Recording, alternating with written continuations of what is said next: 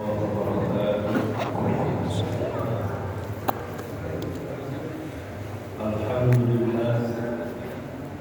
assalatu wassalamu ala rasulillah Sayyidina wa maulana Muhammad ibn Abdullah wa ala alihi wa sahbihi wa man wala.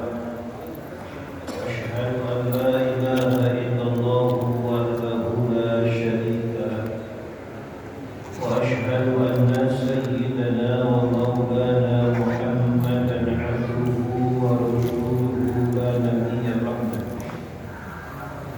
Salli wa sallim ala sayyidina Muhammadin nabiyyir rahmah wa kashifil ummah wa ala alihi wa sahbihi ahli badri wal istiqamah. Subhanaka la ilma lana illa ma 'allamtana innaka antal alimul hakim. Rabbi shrah li sadri wa yassir li amri wahlul 'uqdatam min lisani yafqahu qawli. Allahumma zidna ilman warzuqna fahma wa atina hikmah wa alhiqna bis salihin bi rahmatika ya arhamar rahimin. Amin ya rabbal alamin. Hadirin jemaah rahimakumullah, mari sama-sama niatkan duduk dan hadirnya kita hadir di majlis taklim, agar hadirnya kita dihitung amaliyah ibadah. Karena jika tidak, maka sekedar hadir tanpa ada niat, maka apa yang kita dapatkan berbeda dengan apa yang diniatkan.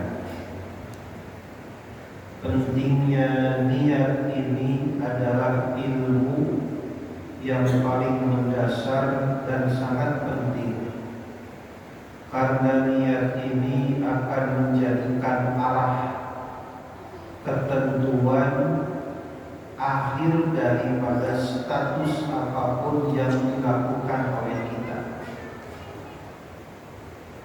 Mana contohnya?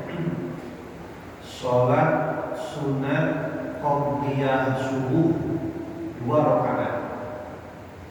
Sholat subuh 2 rakaat. Rakaatnya sama apa beda? Qobliyah subuh 2 rakaat. Sholat subuh 2 rakaat. Jumlah rakaatnya sama apa beda? Sama. Pahalanya yang membedakan apa? Yang membedakan niatnya. Boleh sama, tetapi apa yang diperoleh berbeda. Maka siapapun manusia, walaupun kelihatannya sama, walaupun kelihatannya serempak, endingnya berbeda, tergantung daripada niatnya. Maka walaupun qobliyah subuh 2 rakaat, sholat subuh pun sama 2 rakaat, berbeda pahalanya. Yang membedakan niatnya. Dan seumpama niatnya ditukar, tidak bisa. Maka niat itu ada syarat ketentuan berlakunya. Ilmu yang paling mendasar dan paling penting di dalam keberagamaan ini adalah ilmu tentang niat. Maka Imam Nawawi dari kitab hadis arba'innya, 40 hadis arba'in, hadis pertama yaitu adalah hadis yang berbicara tentang niat. Motivasi seseorang itu akan menggambarkan ending akhirnya. Status apa yang didapatkan tergantung daripada motivasi awalnya. Apapun yang dilakukan, aktivitas ibadah apapun, ya semuanya kembali kepadanya. Mari sama-sama niatkan agar kita mendapatkan ilm dan mendapatkan faidah kemanfaatan dengan duduknya kita di majelis taklim. Bismillahirrahmanirrahim. Nawaitu ta'alluman wa ta'miman wa tadhakkura wa tadhkira wa naf'a wal intifa'a wal ifadata wal istifadata wal hatha ala tamassuki bi kitabillahi ta'ala wa sunnati rasulillahi sallallahu alaihi wasallam wa du'a ila al-huda wa dalalata ala al-khairi wa ibtigha'a wajhillahi wa mardatihi wa qurbihi wa thawabihi subhanahu wa ta'ala. Tadi aku lagi lihat ini sekali lagi.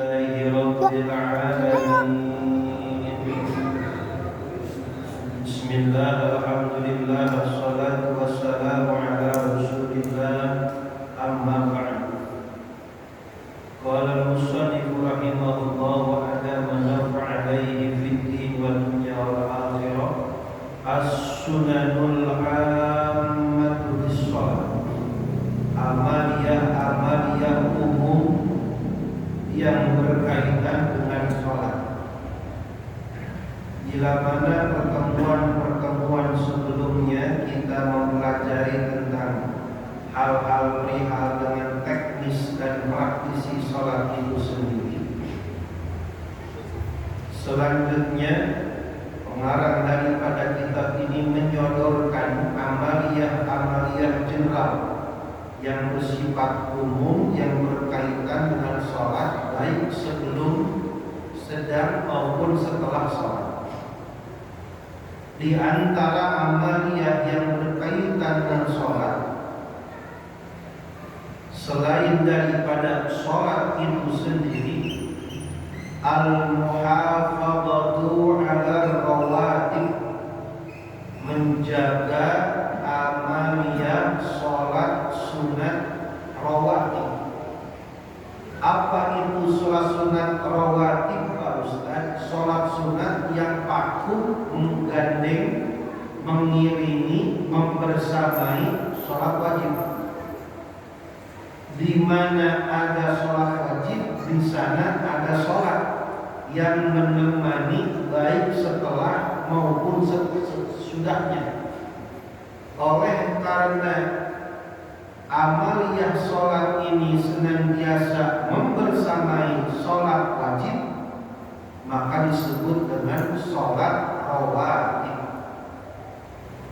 Sholat yang waktunya baku, yaitu sholat yang dilakukan setelah atau sebelum sholat wajib. Oleh karena waktunya baku, enggak boleh sembarangan, disebut dengan sholat rawatib. Maka ada bacaan zikir namanya ratib, karena ada susunannya. Setelah ini baca ini, ada urutan, ada susunannya. Oleh karena susunannya sudah tersusun, sudah baku, tidak boleh berantakan, tidak boleh ngacak, tidak boleh kita ubah-ubah, namanya ratib. Ada ratibul haddad, ratibul aqos dan sebagainya. Disebut ratib karena memang urutan, ada urutannya. Ada urutan, ada susunan bacaannya. Oleh karena susunannya diurutkan, maka tidak boleh sembarangan membacanya. Disebut dengan ratib, bacaan yang berurutan. Di dalam sholat ada yang namanya sholat rawatib, sholat yang mana berurutan. Ada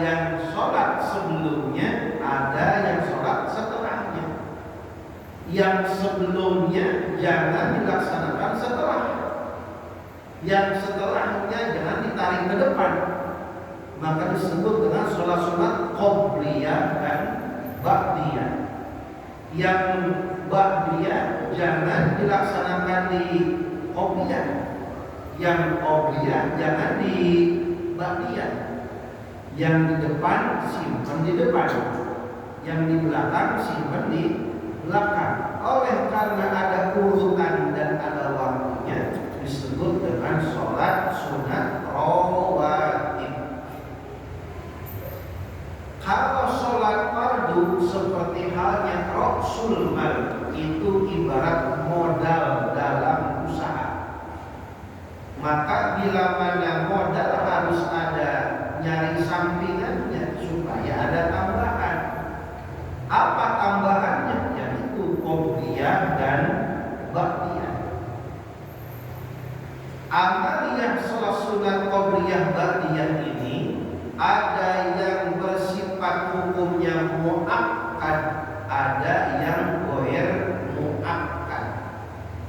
Dari 5 waktu duhur, asar, maghrib, isya, subuh, ada 2 waktu yang kosong, tidak ada sholat ratibnya, yaitu ba'da asar, ba'da subuh.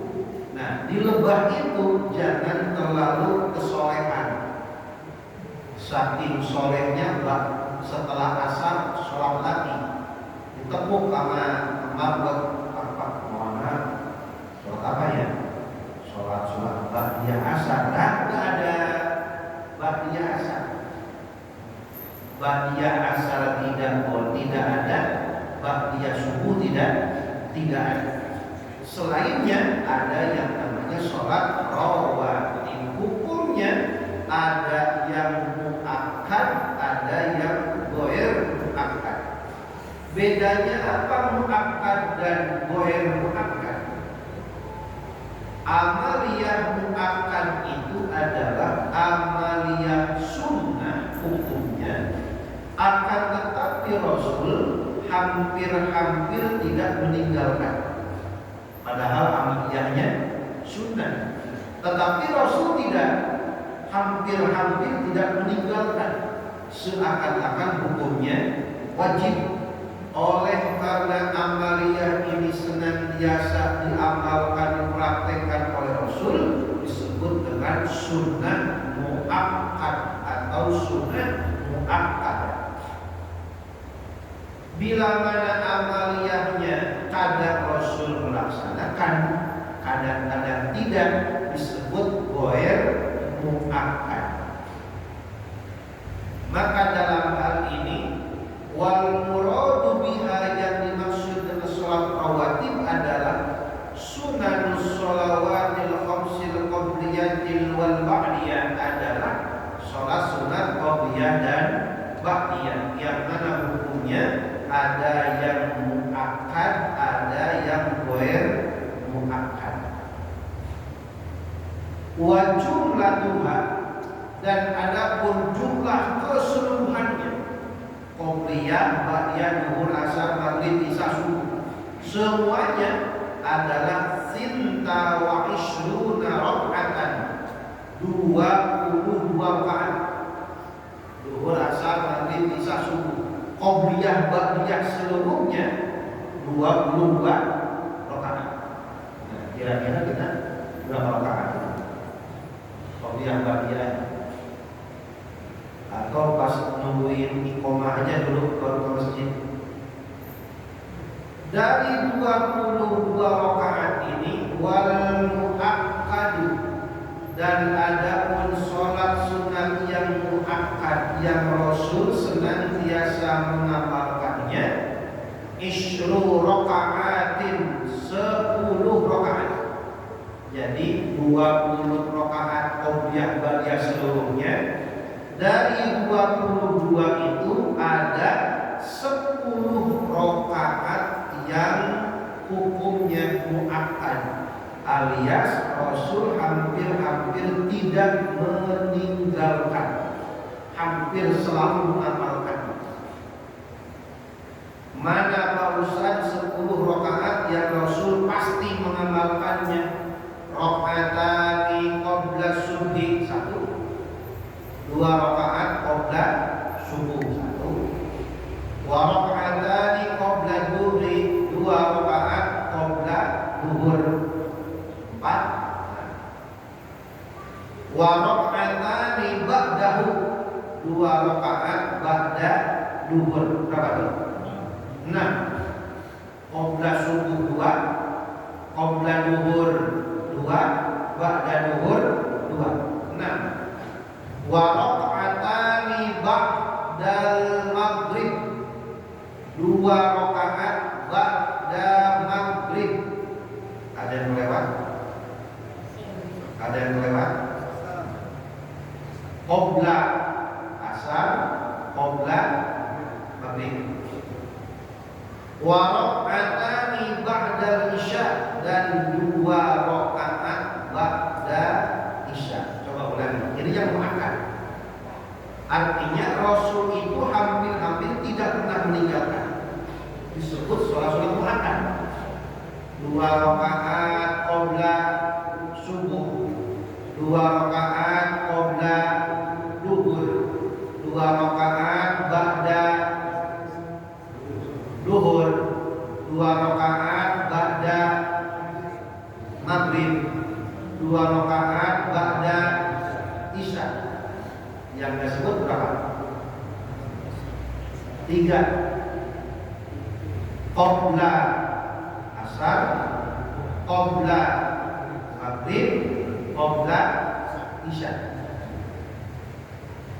Dalam riwayat yang lain, yang dimaksud sholat muakkad itu 12 rakaat ditambah 2 dalam riwayat yang lain, ditambah qabla asar. Jadi barang siapa yang sholat 12 rakaat, man sholla fi yaumin wa lailatin, barang siapa orang yang sholat menjaga 12 rakaat, sintai asyra rakaatan, bunya lahu baitan fil jannah, maka akan dibangunkan rumah di surga. Ada amaliyah yang pahalanya rumah di surga. Apa amaliyahnya? 12 rakaat. 2 rakaat qabla subuh, 2 rakaat qabla duhur, 2 rakaat ba'da duhur, 2 rakaat qabla asar, 2 rakaat ba'da maghrib, 2 rakaat ba'da isya. Barang siapa yang menjaga 12 rakaat itu, bunya lahu baitun fil jannah, dibangunkan rumah di surga. Kok qabla maghrib, qabla isya juga termasuk Pak Ustaz? Masuknya goer muakkad. Artinya Rasul kadang-kadang sholat, kadang-kadang tidak. Maka jangan kaget bila mana seumpama kita di tempat yang lain dalam perjalanan ada sebuah masjid azan langsung qomat maghribnya. Pernah nemu kan? Jadi maghribnya, maghrib azan langsung qomat, langsung sholat, nggak ada qobliyah. Kenapa demikian? Karena qobliyah maghrib hukumnya sunnah ghair muakkad. Rasul kadang-kadang mengamalkan, kadang-kadang tidak. Yang kedua, qabla isya. Rasul kadang-kadang mempraktekkan, kadang-kadang tidak. Maka di berbagai majelis taklim, kadang-kadang guru yang kajiannya dari maghrib ke isya langsung dimentokin ke isya. Isya diakhirkan. Kenapa? Karena qabla isya hukumnya ghair muakkad. Dipentokin ke isya. Azan isya, break dulu, azan dulu, silakan. Udah ada ngaji lagi. sampai mentok habis waktu iqamah. Setelah selesai assalamualaikum, selesai pengajian, qomat langsung sholat. Kenapa? Karena qabla isya hukumnya sunnah ghair muakkad. Dan disunahkan wa yundabu takhirul isya, disunahkan mengakhirkan sedikit waktu isya, jangan terlalu lepas. Maka biasanya para guru, para masyayikh kalau kajiannya kayak seperti ini itu mentokin ke isya. Kenapa? Karena sholat sunat qabla isya hukumnya sunnah, tetapi sunnah ghair muakkad. Sementara taklim, sementara ngaji bisa saja hukumnya wajib. Bila mana ada amal yang wajib dan sunnah ghair muakkad, yang Allah mana? Yang Allah yang mana? Yang sunnah yang mana? Maka banyak di berbagai majlis taklim kalau kajiannya dari maghrib itu mentok ke isya. Oh Pak Ustadz, waktunya sholat. Iya sholat.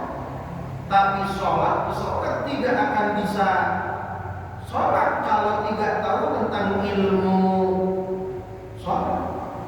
Di mana ilmu sholatnya itu ditanya. Maka qabla maghrib, qabla isya hukumnya ghair muakkad. Jadi satu hari satu malam 22 rakaat.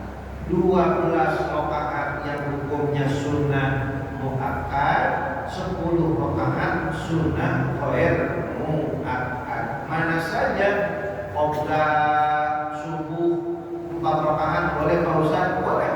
Cuma yang muakkadnya cuma 2.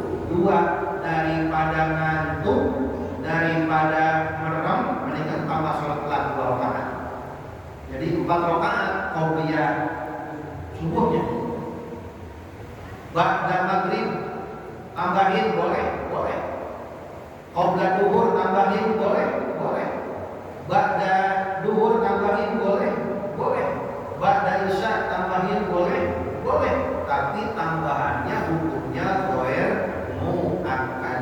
Kadang-kadang Rasul mempraktekkan, kadang-kadang tidak. Maka di antara amalia sholat adalah al-muhafadzatu 'ala rawatib, menjaga amalia sholat sunat rawatib. Selanjutnya, setelah menjaga daripada sholat sunat rawatib, Allah yakuma qurbal iqamah, jangan sholat sunat qobliyah kalau waktu qomat udah dekat. Jangan sholat sunat qobliyah kalau waktu qomat udah dekat, tinggal semenit malah sholat. Udah ketingit. Mau sholat ada yang, mau qomat ada yang sholat, mau ditunggu lama. Makanya kalau udah dekat di qomat, bagaimana? Berdiri, jangan duduk. Kalau sudah dekat waktu iqamah, dianjurkan jangan sholat sunnah. Kenapa? Menunda sebuah kegiatan karena menunggu seseorang sama dengan menghukum yang disiplin. Paham tak? Menunggu sebuah kegiatan karena menunggu yang terlambat sama dengan menghukum yang disiplin. Dan kasihan yang datang lebih awal tambah lama lagi. Gara-gara siapa? Gara-gara itu yang kurang. Menunggu sesuatu sama dengan menghukum yang disiplin. Maka kalau telat tinggalin aja, suruh siapa telat. Kalau mau ke bawah jangan sholat qobliyah, berdiri aja dulu, berdiri semenit. Kenapa berdiri Pak Ustaz? Jangan enggak duduk. Kalau duduk kesempatan tahiyatul masjid hilang. Maka masuk ke masjid berdiri aja. Kalau beberapa detik, menit tinggal komat, berdiri aja, jangan duduk. Kalau duduk hilang kesempatan fadilah tahiyatul masjid. Nanti komat kita langsung sholat wajib, sekaligus sholat itu pertanda sholat pertama kita di masjid tanpa duduk terlebih dahulu. Sholat wajibnya ke bawah, fadilah tahiyat masjidnya ke bawah, karena dia masuk ke masjid berdiri tanpa duduk. Kata Walid bilang jangan di sini. Maka jangan sholat kalau sudah dekat waktu iqamah, karena menunggu sesuatu yang tertinggal sama dengan menghukum yang disiplin. Ayyafsila bainal fardi was sunnati aqil fardhaini was sunnati bi kalamin awin tiqol, memisahkan adanya jeda bila mana terdapat dua sholat. Ada qobliyah, ada sholat fardu. Ada sholat fardu, ada ba'diyah. Bila mana terdapat dua sholat, apakah sholat sunat yang sama ataupun dua fardu yang sama, maka bila mana ada dua sholat harus ada jeda, harus ada pemisah. Contoh nanti Ramadan, tarawehan, dua, semua bentuknya sholat sunnah, supaya antara rakaat pertama dan rakaat kedua jangan sampai kelihatan nyambung, maka harus ada jeda. Apa jedanya? Duduk dulu, ngopi dulu. Boleh Pak Ustaz? Nggak boleh. Emang udah selesai sholat, umpama udah taraweh siap, di depan ada kopi. Assalamualaikum, ngopi dulu. Boleh nggak? Boleh, emang udah selesai sholat. Yang tidak boleh itu lagi bapak kopi disebut, nah itu juga boleh kan? Tadi sholat kopi. Maka bila mana ada dua sholat, apakah hukumnya sama atau berbeda, harus ada pemisah. Contoh, bagaimana pemisahnya kalau ada dua sholat fardu? Contoh kalau jamak, apakah jamak takdim, jamak takhir? Perjalanan sudah menempuh 89 km, umpama di jamak dohor ke asar. Setelah selesai dohor, assalamualaikum, berdiri komat, jangan langsung sholat lagi, supaya ada pembeda dan pemisah. Dari dohor dengan asar dipisah dengan iqomah. Pemisahnya antara qobliyah dengan dohor dipisah dengan adanya iqomah. Qobliyah 2 rakaat, setelah qobliyah qomat, dipisahkan mana sholat pertama, mana sholat kedua. Cara untuk membedakan dua sholat dengan dua cara. Satu dengan ucapan, dua dengan pindah tempat. Dengan ucapan bagaimana? Dengan zikir, dengan iqomah, dengan bacaan. Yang penting antara sholat pertama dan sholat kedua ada pemisah dan pembeda. Pak Ustaz, kira-kira yang bagus untuk memisah dan jeda antara dua sholat itu yang mana yang paling bagus? Al-faslu bil intiqali afdalu bainas sholatain. Bergeser, berpindah tempat itu lebih utama untuk membedakan antara dua sholat.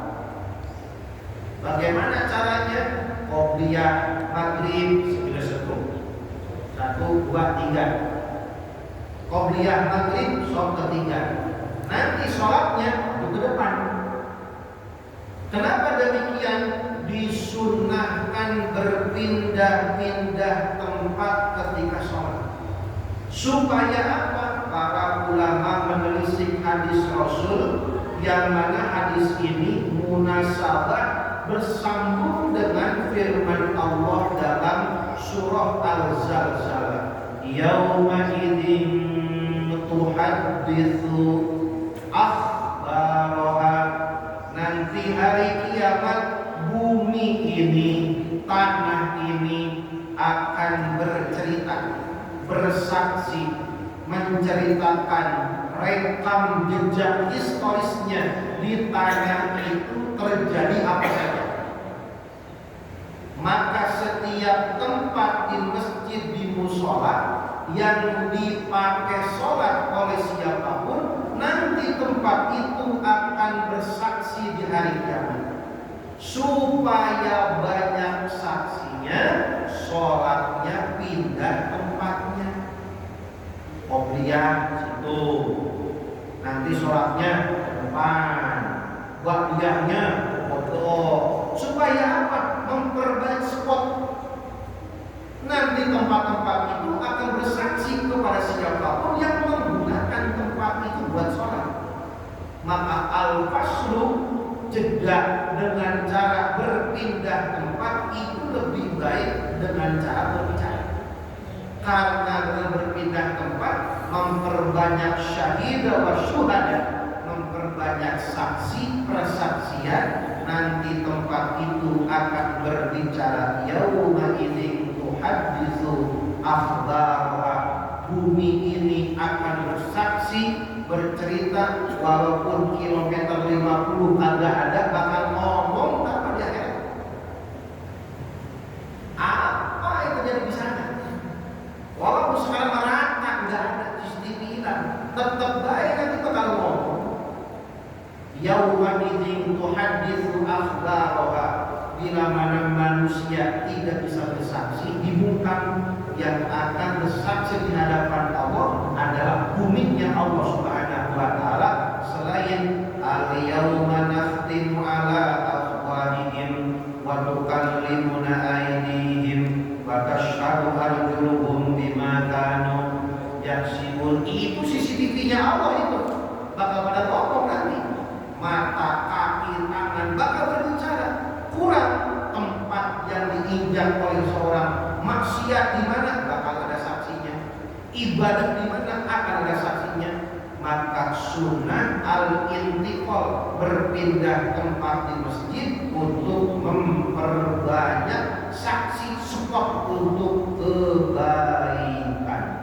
Maka wa yukrahu al-musabbal bis-sajadah, dimakruhkan masjid diplot, diblok pakai sejadah. Pasang, set, awas, jangan sampai nginjek sejadah itu. Kenapa? Sejadah Allah. Makruh. Kenapa? Sunnahnya berpindah-pindah. Seumpama nandanya nggak jadi masalah, simpan sejadah untuk anda doang. Tapi jangan di situ terus. Kenapa? Sunnahnya berpindah-pindah tempat minimal. Di situ baik. Seakan-akan orang lain nggak boleh di situ. Padahal sunnahnya al-intiqal, berpindah-pindah. Kenapa? Sholat mengajarkan dalam kehidupan agar memperbanyak spot-spot kebaikan. Bukan cuma di masjid doang. Di luar masjid kemanapun melangkah harus jadi spot kebaikan, supaya bumi yang dipinjam yauma idzin tuhadditsu akhbaraha akan bersaksi di hadapan Allah. Allah yaqulah hadal faslu, akan tetapi jeda ini tidak boleh lama-lama. Apalagi yang namanya sholat jamak qashar, harus muwalat, harus nyambung. Contoh umpama kita lagi kondangan atau sedang kunjungan kerja keluar kota, kita ngamalin ilmu, ada namanya sholat jamak qashar. Jamaah aja dah, dohor sama asar. Setelah selesai dohor, assalamualaikum, assalamualaikum, langsung nyambung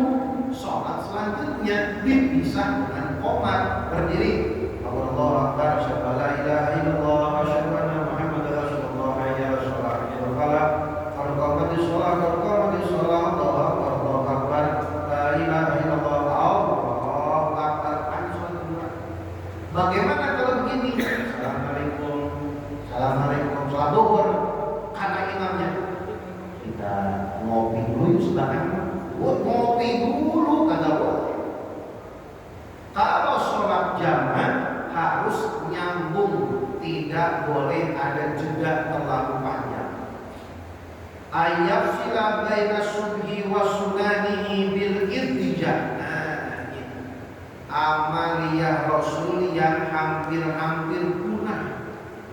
Dalam kitab Ihya Ulumuddin, Imam Ghazali meriwayatkan sedikitnya ada 80 amaliyah, al-a'malul mahjurah, amaliyah sunnah Nabi yang hampir punah, sudah jarang diamalkan. Sekalinya diamalkan dianggap asing, dianggap aneh, ketinggalan zaman, norak, udah ngikutin perkembangan zaman. Di antaranya ini apa? Ayat sila baina subhi wa sunanihi, setelah qobla subuh sampai menjelang sholat subuh, pemisah jedanya bil irtija, dengan cara tidur miring. Coba kalau udah ada begitu amal, bebankan sebisa subuh, udah kopiah subuh, langsung tidur miring ke sebelah kanan, tangan kanan di pipi, tangan kiri ke atas, kepala bersama kaki bersama, persis seperti posisi jenazah masuk ke liang lahat. Jadi kepala sebelah sana kanan ke bawah, kanan ini kiri, ada ke kiblat, tidur miring. Coba kita subuh di amali, pasti mama ada tempat pak, kita nanti ke. Padahal itu sudah Rasul. Setelah qobla subuh, wa yusannu al-irtija, bukan cuma tidur miring tapi zikir. Kenapa? Itu menggambarkan bagaimana posisi manusia ketika siapapun masuk ke dalam, begitu posisinya. Rasul kalau sholat sunat qobliyah di masjid, di rumah, karena rumah Rasul member dengan masjid Nabawi, jendelanya kalau Rasul membuka jendela itu langsung kelihatan masjid. Yang sekarang jadi roboh, itu adalah al-hujurat, kamar rumah Rasul. Jadi kalau mau ke masjid, bila lagi robah mau qomat, buka jendelanya kelihatan. Kenapa? Kalau Rasul sholat sunat qobliyahnya di rumah, setelah menjelang iqamah baru ke dalam masjid. Nah, qobliyah subuhnya Rasul langsung al-irtija, tidur miring, dan Rasul membaca Allahumma rabba Jibril wa Mikail wa Israfil wa hamalatal arsh wa Muhammadin a'udzu bika minan nar, 3 kali dibaca hingga menjelang iqamah. Itu sunnah Rasul, khusus daripada jeda pemisah qobla subuh dengan sholat subuh, menggambarkan bagaimana ilustrasi gambaran manusia setelah berjam-jam tidur baru bangun. Setelah bangun, ini berarti nikmat Allah Subhanahu wa ta'ala, karena ada yang tidur tapi gak bangun. Sebagai bentuk syukurnya, maka Rasul setelah qobla subuh tidur miring al-irtija, maka yang dibacanya adalah Allahumma rabba Jibril wa Mikail wa Israfil wa Muhammadin a'udzu bika minan nar, salasa marrat, 3 kali tidur miring. Nah, kali coba begitu, nanti doang ada yang lupa apa enggak gitu. Hadirin rahimakumullah yang dirahmati, ayatul irtija ala janbil aiman, tidur miringnya dengan bertopang pada lambung sebelah kanan, persis seperti posisi posisi jenazah masuk ke liang lahat. An-naflu fil baiti afdalu idza lam tusanna fil jamaah. Sholat sunat itu sejatinya paling afdal dilaksanakan di rumah. Awal mulanya sunahnya di rumah, kecuali bila mana sholat sunat yang dianjurkan prakteknya di berjamaahkan. Contoh sholat sunat Idul Adha masjid di rumah, Idul Adha di rumah sama istri. Bila mana sholat sunatnya dianjurkan berjamaah, jangan di rumah. Di mana? Di lapangan, di masjid. Contoh istisqa, gerhana matahari, gerhana bulan, Idul Fitri, Idul Adha, sholat tarawih. Jangan di rumah, di masjid. Supaya apa? Adanya syiar menunjukkan kebersamaan kaum muslimin. Maka sunnah awalnya sholat sunat itu di rumah. Tapi kalau di rumah kemungkinan nggak bisa, coba-coba. Kata Ustaz, sholat sunat di rumah aja. Coba terbagian, udah bisa pulang langsung ke rumah. Sholat sunat kagak, pasti nyari TV. Bola-bola sholat sunat. Apalagi qobliyahnya, potongan-potongan kita sholat sunat di rumah. Godaan banyak banget. Maka jika tidak memungkinkan, ya ke masjid lebih awal. Al-huduru wal khusyu'u fi sholat, hadir melaksanakan sholat supaya dalam keadaan khusyuk. Bagaimana supaya sholatnya khusyuk? Ada namanya metode sholat khusyuk. Berat ini tingkat lewat. Gampang, langkah pertama sholat khusyuk, ulama berkata, wa yukrahu daf'ul burati wal qaqil. Jangan nahan kentut, buang air besar sebelum sholat. Sebelum sholat buang dulu. Ini mah mau sholat tahan kentut.